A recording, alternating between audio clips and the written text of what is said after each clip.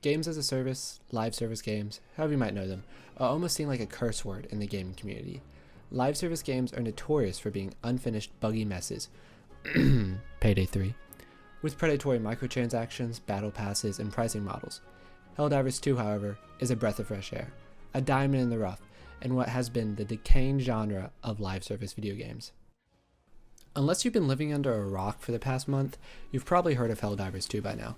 But if you're somehow unaware, Helldivers 2 is an up to 4-player co-op game where you control a Helldiver, a democratic freedom-spreading soldier of Super Earth, spreading democracy to bugs and robots alike. But I really struggled to do Helldivers justice through a simple description. So what exactly does it do right?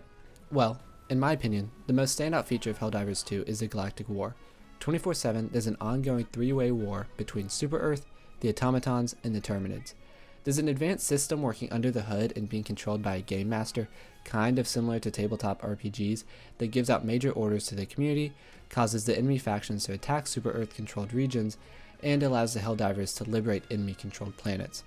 This is one of the best systems I've ever seen in a live service game, and the developers really put a lot of effort towards making you feel like you are actually contributing to the war effort and fighting alongside hundreds of thousands of other Helldivers.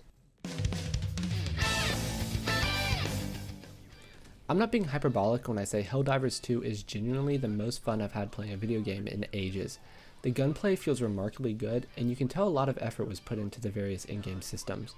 Weapons are weighty, and the sound design for each is fantastic. Guns have decently high recoil, but it works really well with how the enemies dismember or splatter when being shot, and it all portrays the sense of power the weapons have when being used. Most games use a simple button for using abilities, but in Helldivers you have to punch in a button combo to call in your stratagem. So instead of just spamming Q or something, you basically have to play a little minigame to call it in. This can create some very stressful moments when you're under fire by bots or being chased by bugs. These stratagems can be unlocked using requisitions, which you get just by completing missions. They can be further upgraded using 3 different tiers of samples, which have to be extracted from the missions themselves, and the higher tier samples can only be obtained on the higher difficulties, forcing you to get out of your comfort zone a little bit if you want to upgrade them. But this game is tough, and it will definitely humble you the first time you try some of the harder difficulties. But I think the difficulty is pretty well balanced overall, and once you get to around level 20, you have basically everything you need to play at the highest difficulties. I'd say it's completely possible to play at the highest difficulties without the high level gear, but good luck. Admittedly, the progression is a little slow, but rewards increase for playing on the higher difficulties.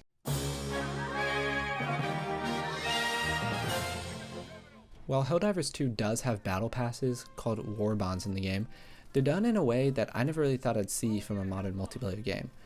Upon my first time playing, I was kind of disappointed that it had a battle pass at all, especially after paying upwards of $40 for the game, but after spending some time playing the game and understanding how they work, I have to say it has to be one of the most progressive implementations yet.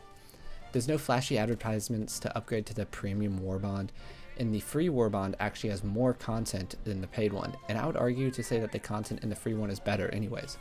A common tactic these live service games use to get your money is FOMO, or fear of missing out, and I have to applaud Arrowhead Games for, as far as I can tell, having zero FOMO mechanics anywhere in the game.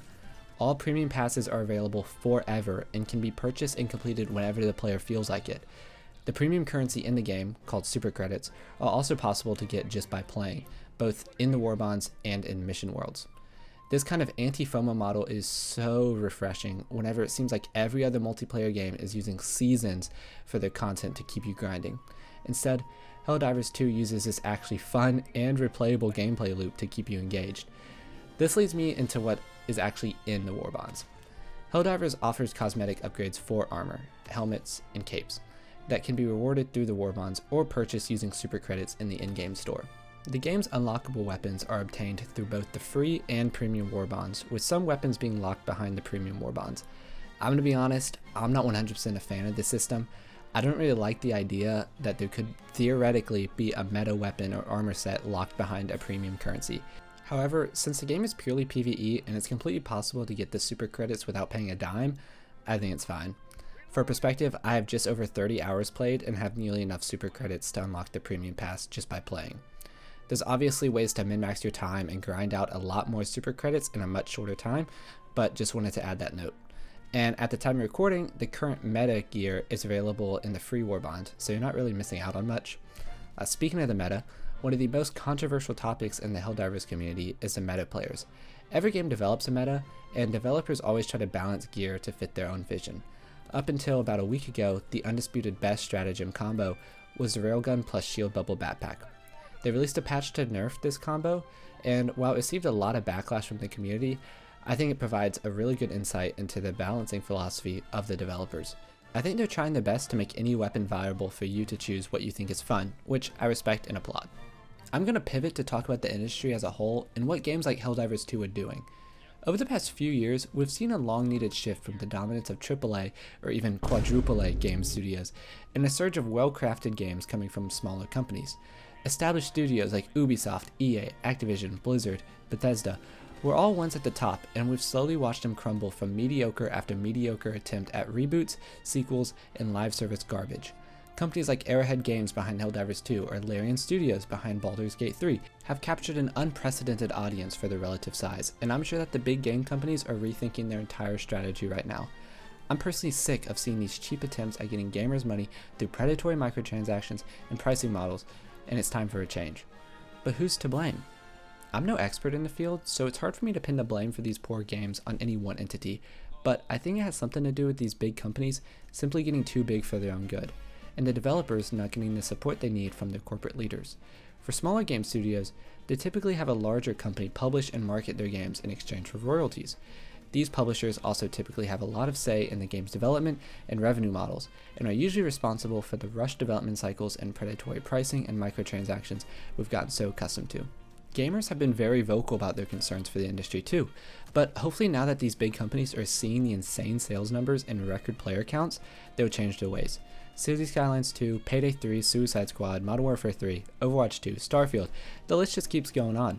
These are just a few of the mediocre titles we've seen released in the last couple of years, and it's not too late to turn these around too. We've seen this with Cyberpunk or No Man's Sky.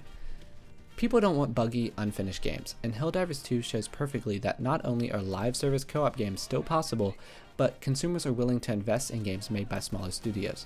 Maybe, just maybe, we'll see the fall of past industry titans and the rise of new greats. In all, I think Helldivers 2 is the breath of fresh air that the specifically multiplayer games industry needed, and should hopefully be a wake-up call to the rest of the gaming industry. If you're still watching and haven't tried it, you should really just go buy the game already. I started this video more as a love letter to Helldivers 2, but quickly found myself just ranting about the industry, so I really hope we can see the change we need. Quickly, as a note, I just want to say a quick thank you to everybody watching this far. This is the first video essay I've published, and I would love to continue these types of videos.